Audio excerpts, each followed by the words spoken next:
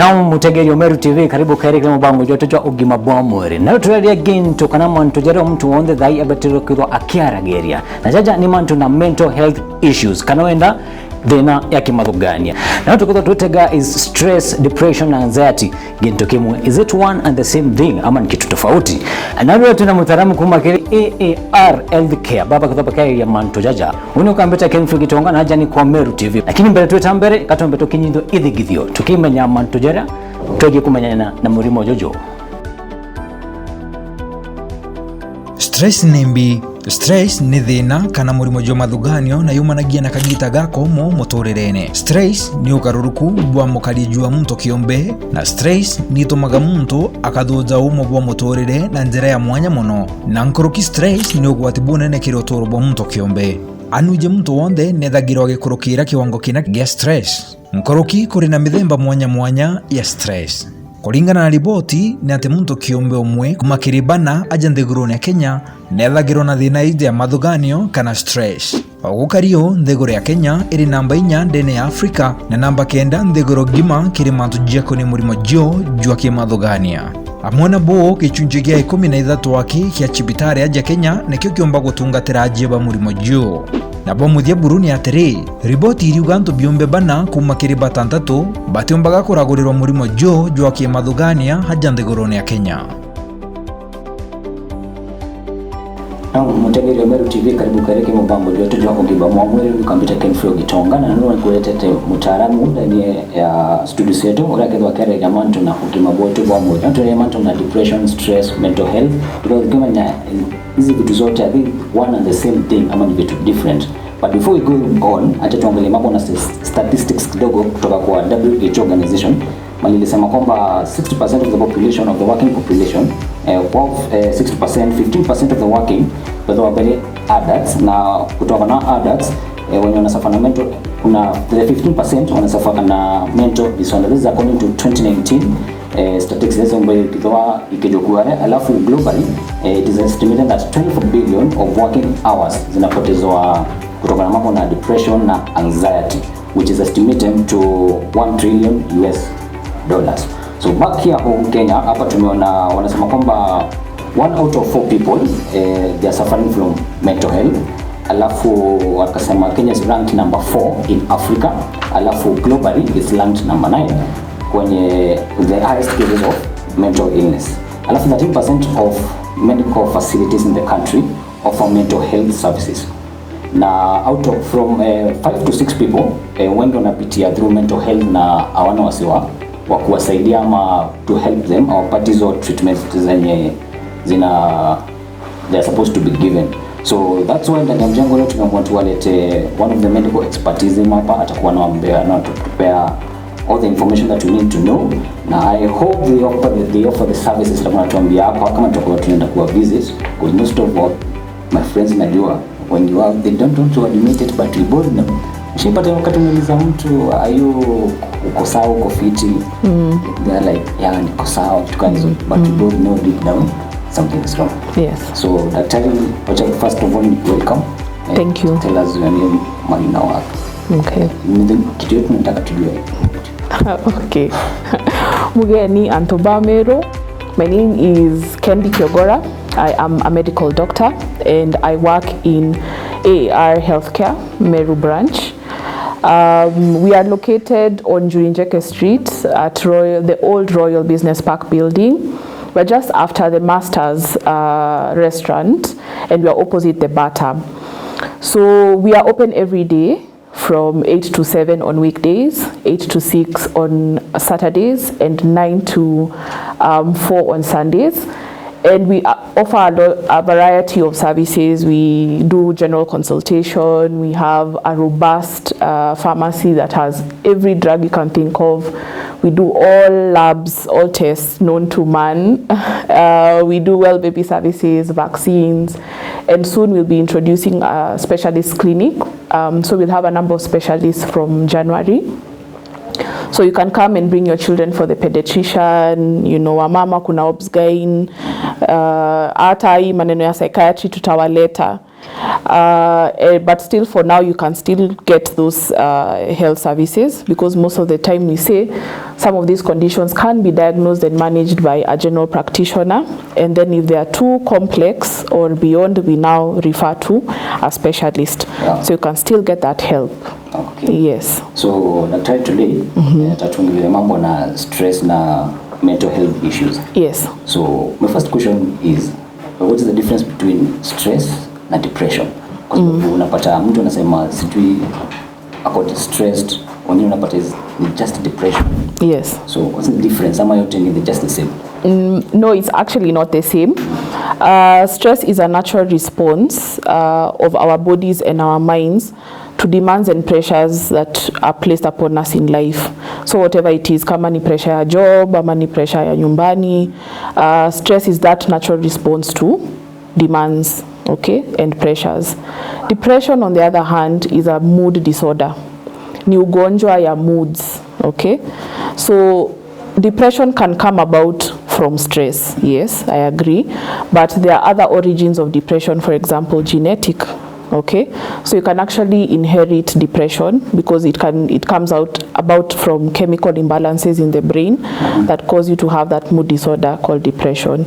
So there's a big difference between stress and depression. So before nyumbani, unasema it's like inakonga unaweza inherit from someone else. Yes. So for example, to assume like my dad alikuwa na PTSD. Is it possible ama something else different? So PTSD, I think we will organize a day where we will come and actually talk about these mental health disorders, because PTSD is very different again from stress and depression, because that's post-traumatic stress disorder. So post-traumatic stress disorder is gotten from your experiences. So it's what you have experienced that traumatizes you, all right? So it's very rare for you to inherit PTSD, though there are some studies that show that there's some, again, those neurochemical imbalances that predispose you to getting some of these conditions. But I think one day we'll just come and talk about the various disorders, because there's anxiety, there is mood disorders, there's psychotic disorders. So if we decide to talk about all of them today, people will get confused. Yeah. So we'll just stick to stress. Yeah. You have to be stressed to get a certain stress to get PTSD. It's like yes. Yeah, so before clarify it, just give us the types of stress that mtu anaweza kuwa nazo. Okay. So as I've said before, stress is a natural response for the body and of the body and the mind to what we face on a daily occurrence, the pressures and demands. And there are two types of stress. There's the good stress and the bad stress. Yes, there's good stress, and the good stress is what motivates us to, meet the demands of life. Okay, so the good stress is known as eustress. And an example of eustress, for example, is a promotion at work. So ukipromotiwa job, there is a lot of demands, isn't it?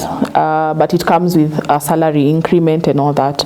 So you can be stressed, yes, but it's a good kind of stress because it causes you to rise to the occasion, isn't it? Getting married is a good type of stress. Hata kama society yetu imefanya ndo ikae kitu ingine, but it's a good type of stress. Getting children, being a first time mom or a first time dad is a good type of stress because it's a new challenge altogether. Then we have the bad type of stress, which we call distress. Okay, and in the bad type of stress, they are now categorized into three. So there's acute stress, episodic stress, and chronic stress. So acute stress is what you face briefly in a short period of time. For example, I like to say this: in the morning unaamka, unakuta kuna stima, kwa hivyo unaoga na maji baridi, ukitoka unakuta gari yako iko na puncture na hata haiendi on, na hiyo ndio time uko na appointment ya 8 o'clock. Okay, that's acute stress. So it's not something that you face every day, but you face in that moment in time, and once it's sorted, it disappears. Okay. It's like ni shetani anakuandama that morning. Ni shetani amekutafuta. Hiyo ndio acute stress. Episodic stress is the one that happens recurrently. So it's recurrent. For example, rent. Rent is episodic stress because every month niyo inakungoja. Landlord anakungoja. Okay, school fees, for those ones who are paying school fees, it's episodic kind of stress. Then you have the chronic stress, which is stress that you experience for a long period of time. And such stress can be caused by sicknesses. For example, if you're having a chronic illness like diabetes, hypertension, cancer, HIV, AIDS, it can cause chronic stress. Okay, if you're going through a divorce, it can cause chronic stress. So such things are causes of chronic stress. So those are the types of stress. So tuseme kuna negative and positive. Yes. So kuna watu kusema that when they're stressed, they eat a lot. So is that a negative?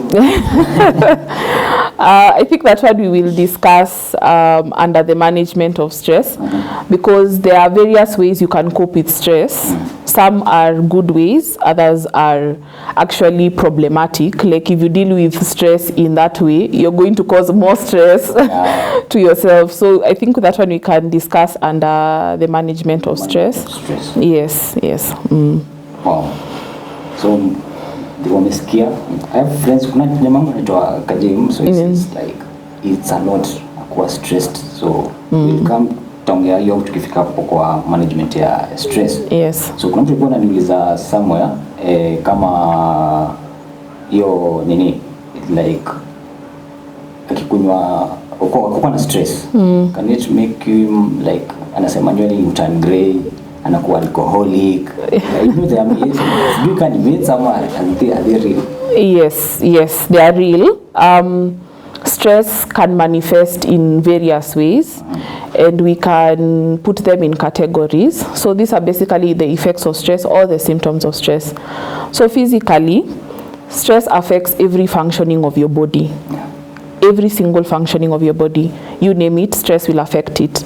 So it tampers with your appetite. Kuna wale wanakula zaidi wakiwa stress, wengine hawakuli. It affects your sleeping patterns. Some have insomnia, which is lack of sleep. Kuna wengine wanalala throughout. Usingizi inaongezeka wakiwa wako na stress. It affects things like libido. Okay, your sexual performance. Hapa ndio wajaba wanakuja hospitali na alafu tunawambia bana ni stress. Someone not to kifafa. So it affects your libido. It causes some of these vague symptoms like now the headaches and the stomach aches and the body aches and all that. Kuna wengine sasa wanasema sasa nywele inaanguka, okay. They lose hair or the hair turns gray or their fingernails fall off. It's all part of it. Mostly because you produce a hormone known as cortisol when you're stressed. And when cortisol is in high levels, it affects every single body part. So you can even start having blurry vision, all that. It has a root in stress. So, talking about blurry vision, I have a friend mwenye usema yu bra macho yake. Is it a condition? So huyo akuje tumuangalie, inaweza kuwa shida ya macho. Okay, but sasa tunasema kuna wengine wanajijua wakiwa stressed, sasa ndio hiyo wakati hawaoni vizuri. But kama yeye haoni vizuri kila wakati, labda hiyo ni sasa shida ya macho. So how do I know that niko na stress? Nitajuaje niko na stress? So apart from the physical, those are physical symptoms. There's also psychological symptoms. Psychological symptoms include loss of interest. You're always forgetful. You cannot make a decision. You're constantly worried. You have low moods. People might not know that those ones are symptoms, but they are symptoms. Okay. So you're pessimistic. Negative people. Umewahi kutana na mtu mwenye ukiongea na yeye ina feel kama kunanyesha kila wakati. Negative vibes. So it can manifest as negativity. So that's psychological manifestations of stress. We also have social manifestations of stress. Au ni wale watu wanapenda ku-isolate and withdraw from other people. Au ni wale watu wanakuanga na conflicts throughout. Ameteteshana na huyu, akateteshana na huyu mwingine. They just have a lot of interpersonal conflicts that can result into violence. So wale watu unasikia wamechapa tu mtu siku moja, hawana history ya kuchapana, but amechapa mtu.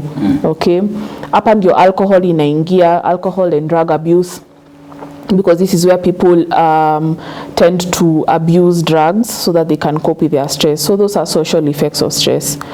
Then we have economic effects of stress, what you are saying, that millions of working days are lost to stress-related conditions, and knowing that 80% of all diseases known to man have origins in stress.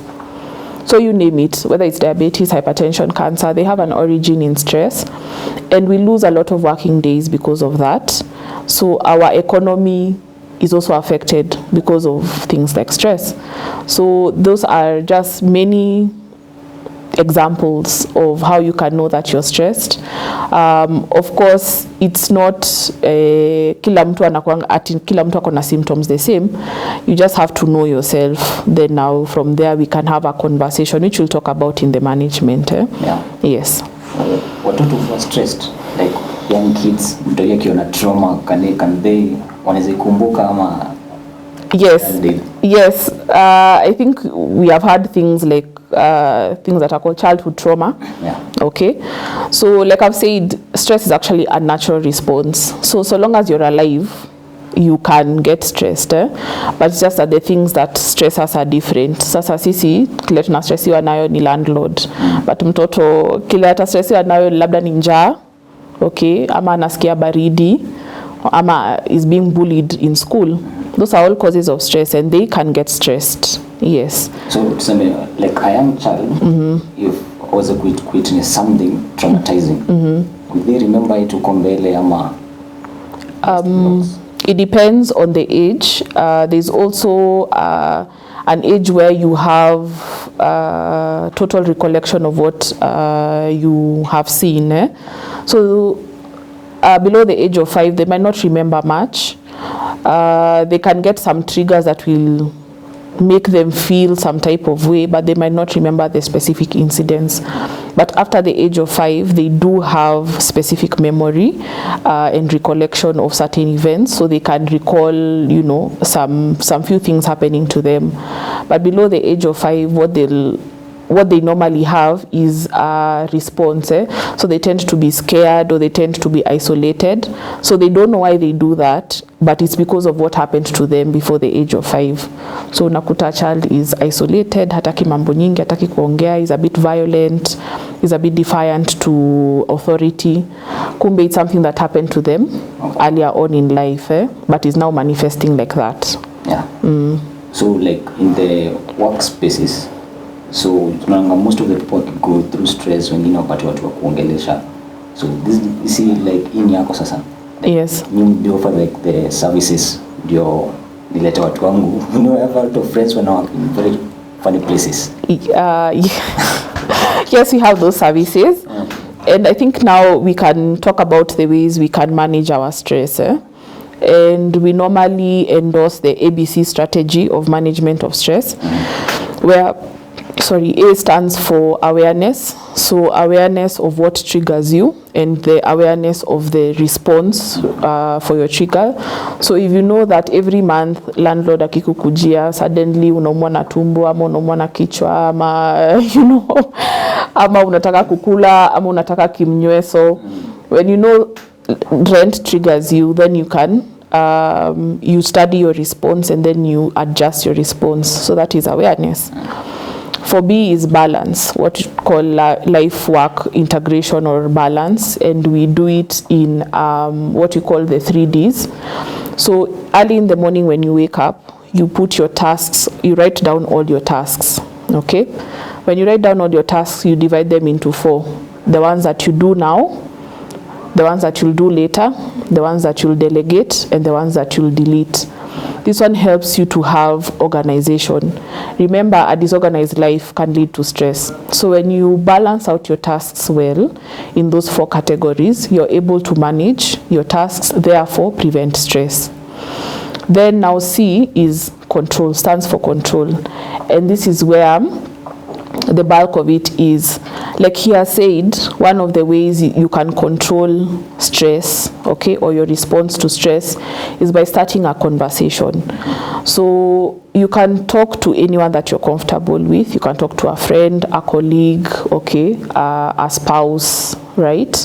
But saa zingine you feel like you're not being understood, right?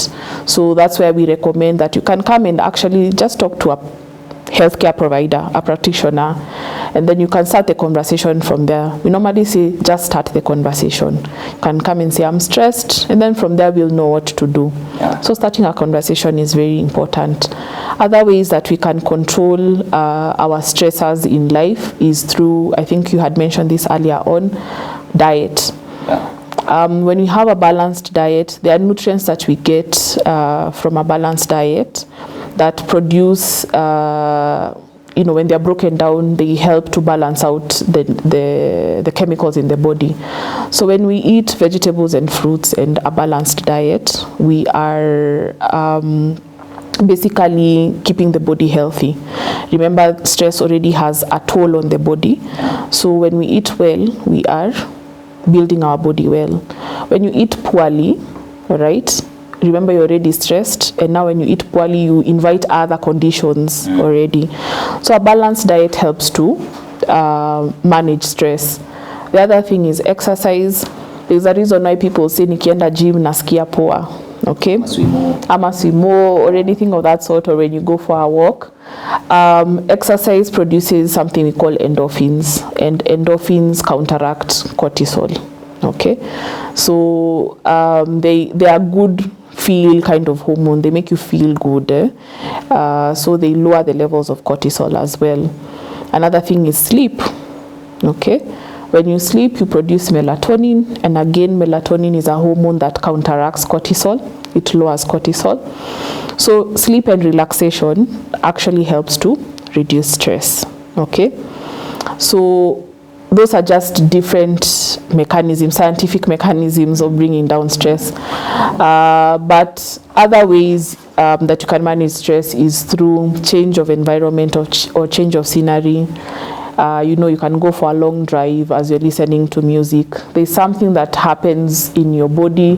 When you listen to good music or when you do something that is relaxing, you produce a hormone known as serotonin, which is the happy hormone, okay? That also counteracts cortisol. So this is like a game of chemicals, So you do something that increases the hormones or the chemicals that bring down the stress hormone, okay? We talk about things like altruism. Altruism is the art of giving or the practice of giving, okay? So philanthropy or something of the sort. When you give out something, even if it's food or you pack your clothes that you're not wearing, and then you just stop someone at the street, okay?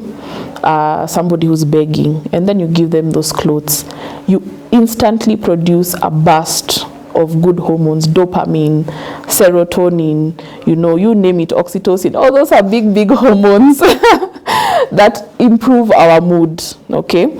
So altruism does that, giving away, all right? So you just feel nice. You just feel nice, and it lowers your stress hormone. It's the same as gratitude or having a gratitude journal. Most. I'll cut short. Yes. Can it be like misunderstood in the art of generosity? It's the same. It's the same. That giving, generosity, we call it altruism because altruism is putting somebody ahead of yourself. So you can do that through generosity and all that. Yes, so you can, it's in the same line as generosity and philanthropy, zozote. Yes. So there's also gratitude. Gratitude has been a proven method of lowering stress, because most of us, what stress makes you do is complain and complain and complain some more. But when you develop a habit of gratitude, for example, when you have a gratitude journal, you can state the things that you're grateful for. So if at work your boss stresses you, and you just want to, kutoka tu na uacha na your boss, you can actually say at the end of the day, I'm grateful for my job. At least I have a boss, you know, to complain about. There are some people who don't have work. So when you note down the things you're grateful for, again, those hormones, the feel-good hormones, the serotonin and all that, they start being produced in the body, and it lowers the cortisol hormone. So those are just some of the ways. There are very many other ways that are good for controlling stress, but stay away from alcohol, stay away from drugs. Those are things that don't benefit you. In fact, they make it worse. Stay away from overeating. Kuna watu watakula nyama and all those things, and it will have other effects of the body, in the body that is. So you can practice healthier ways of controlling your stress. All right.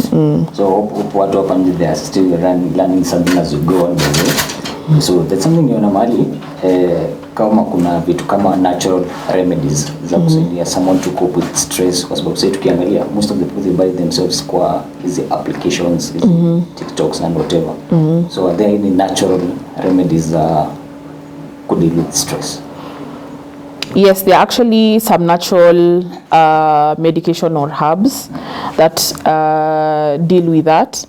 But before you start on them, you need to see a doctor who can recommend or start you on those particular natural remedies.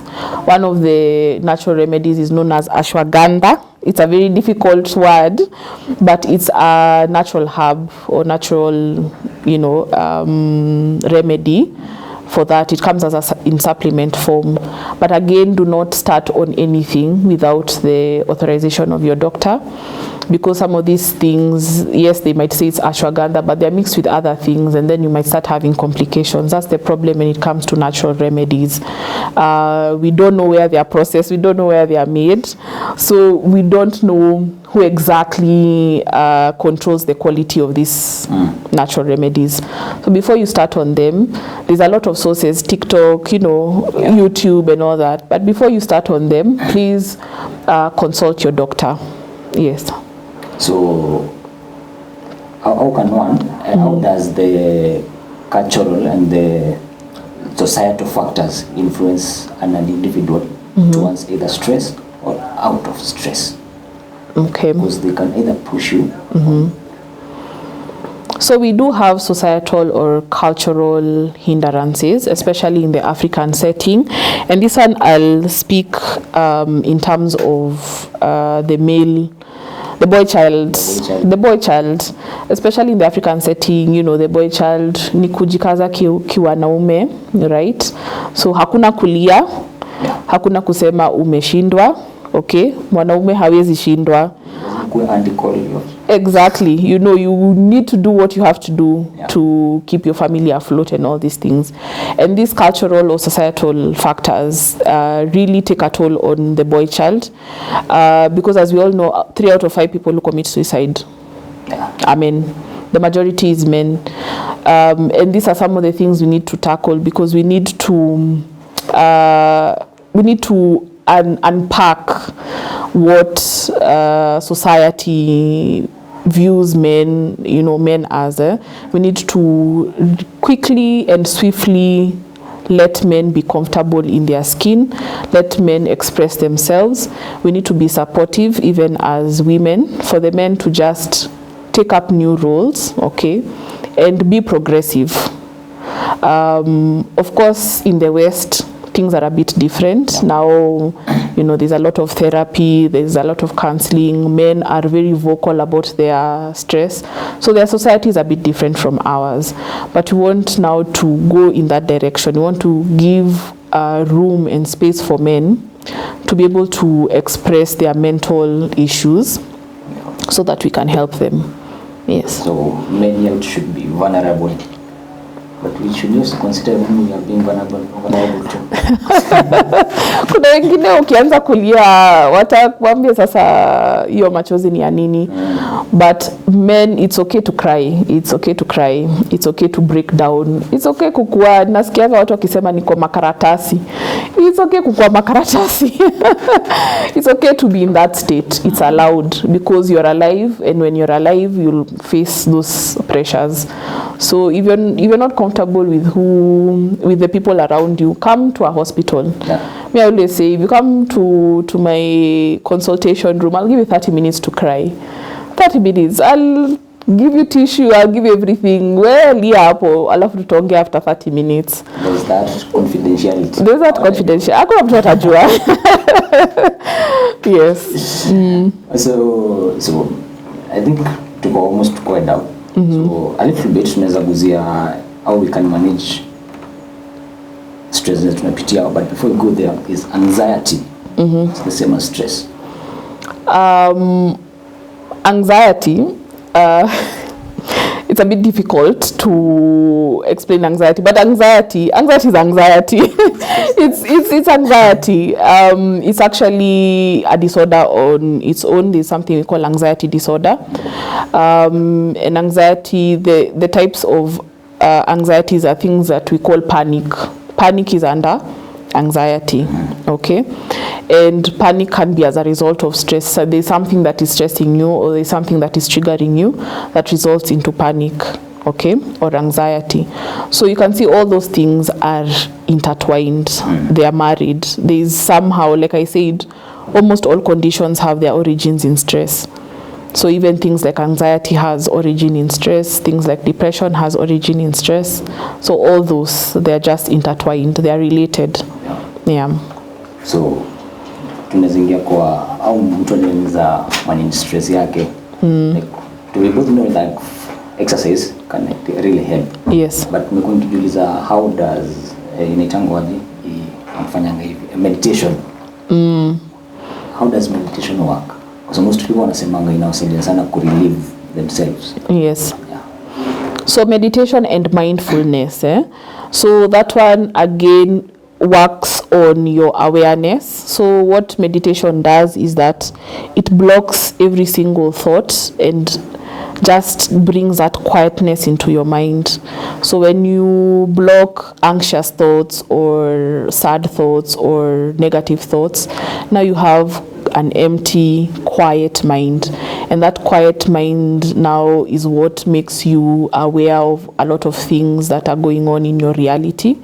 So it helps you cope with them. It helps you come up with realistic and better ways of coping with the things that are in your environment. So si ile meditation ya kuinua mikono tu, and chanting things. Meditation can just be quiet time in a dark room, isolated for 30 minutes. We are not thinking about anything. Your mind is empty. That's a form of meditation. Meditation can be walking, okay? So you're meditating as you're walking. So you're just clearing your mind. So meditation can take many forms. It's not ile tu ya kukaa chini na kuinua mikono. Yes. You can even meditate as you're reading the Bible. So there are many ways you can meditate. So it's just the art of clearing your mind, okay? You empty your mind so that you have room to, for what matters, the things that matter. Now that's the mindfulness, Yeah. Most of us took on a very short time of concentration. Tunasilika kweli. Concentration span is so short. Lack of concentration can be many things, including a symptom of stress. It can be a symptom of depression. It can be even a symptom of what you call ADHD, which is attention deficit hyperactive disorder. So you can actually be born with a disorder of you not concentrating.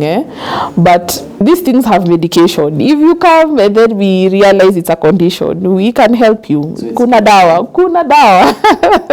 Appointments because my concentration is so short. We'll do a questionnaire and then we see where pali uko.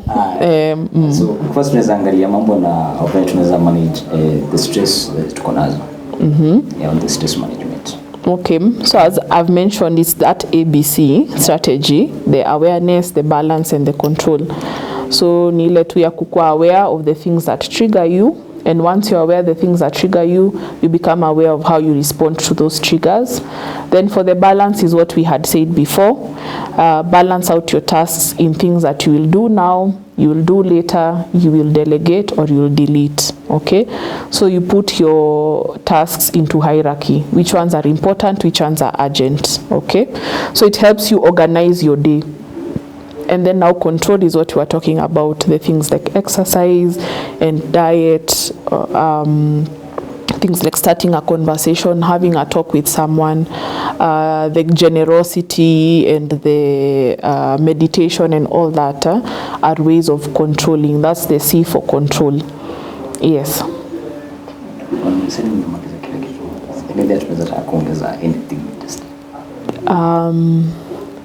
So I'd just like to say that mental illness has been something that people don't talk about. It has had a lot of discrimination in the past, but we are working, especially as a healthcare fraternity, we are helping to demystify issues surrounding mental illness. I know people have heard of things like it's okay not to be okay. Yeah. Yes, I'm here to tell you it's okay not to be okay. That it's actually normal for us to have mental illness, just like the way somebody can have a cold or can have diabetes. It's not something to be afraid of. It's something that responds to medication. All you need to do is to seek help. That's it. Yeah, there's something that I saw somewhere saying that you can find someone, one of the happiest people, most depressed people. Exactly. It can coexist. Because unachizi. Yes. Same time you're the most happiest person that. Yes. Tumesikia mara nyingi sana that somebody so and so has committed suicide, and unasema, but this person was the happiest person I've ever met. Depression has many faces, okay? Mental illness has many faces. So it's not your typical ule mtu analia kila wakati. Depression doesn't have to look like that. Sometimes depression can look like a very happy person, okay? A functional person. But in their four walls, okay, away from everyone else, they are struggling. So we need to be careful. And the only way we can be careful is if we actually are aware about some of these conditions, because people don't know. Ignorance is what is killing the people of God. Watu hawajui. So come to AAR. Come to AAR. Tutafunza. We are very passionate about patient education. So by the time you leave our hospital, you're guaranteed that you have understood what exactly you're suffering from and how you can help yourself as we help you. Yes. Wakati mtu wako very talkative, like it's a very quiet person, but all of a sudden mtu ashakuwa very talkative. Unaanza kutafuta what is I'm telling you, you sit down somewhere and analyze people, you'll find that almost everyone has something, a mental illness going on. But talkativeness can be a symptom of, again, many other conditions. One of them includes bipolar condition, again, which is a mood disorder. So they tend to have extreme presentation of mood. So one time wamenyamaza, the other time wanaongea, hata hakuna mtu mwingine anaweza ongea. So talkativeness can be part of bipolar mood disorder, but it's also another part. It can play a part in some of these other conditions like psychotic disorder. When watu wanasema mtu amechizi, but hiyo ni layman term, okay? Those are psychotic disorders, we call them psychotic disorders. So unless somebody is in a health setup where a doctor, a professional can or monitor them, all right, and observe them and make a conclusive diagnosis, we can't really tell. So that's why it's important. If you find somebody who unashuku tu, because huyu hayuko sawa, lead them towards a professional. You could be on to something ukisema hayuko sawa. So take them to hospital, let them be monitored and observed, and then from there they can be on medication if there is something that needs to be medicated. Yeah. So as we wind up, I know about kurugenzi hapa nje, they have learned a lot. So before tumaliza kabisa, I just natakuwa mpe hospital at mali ziko, the number, like maliweza tupata tukitoka hapa kuza na kuja kuwa part of nyinyi, because next time we'll be there. Okay. So as I mentioned earlier, yeah, well, you can even for the socials, everything just. Okay. Yeah. Okay. Sawa. So we are at Njurinjeke Street, just after Masters Cafe. Utatuona. It's going to be on your left. Yeah.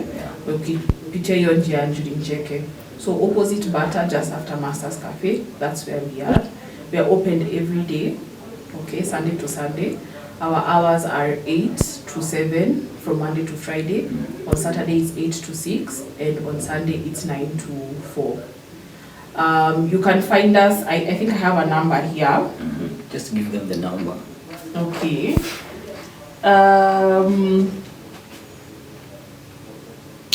We have this number 0709 701 013. Yeah. Yes, that's our number. Or 0730 655 013. So you can find us in any of those numbers. 0730 655 013. Or 0709 701 013. 013. Yes. Yeah. Yes. You can come and ask for me. I'm a mental health advocate. I love mental health. So if you come, you'll find me. Yeah. Yes. So hapo ndio tunaanza kumalizia kipindi yetu leo. By the way, wakurugenzi wetu tukifuata kwa mitandao yetu ambayo ni www.meritdigital.co.ke, ama tufuate kwa upande wa Facebook, Instagram na Twitter kama Merit TV Digital. Alafu leo tulikuwa na Dr. Kendi Kiogora ndani ya building akituambia mambo na mental health. Ndio. Alafu kasema ukitaka kupigia simu unaweza kupigia pale kwenye 0730655013 ama 0709701013. Hiyo namba itakuwa hapa kwa screen, just call utapata any help that you need. So hapo ndio tunamalizia our program of today. Tupatane next time on Wednesday, same place, same time. Asante sana daktari. Thank you for having me. Ibuena and Bamiro.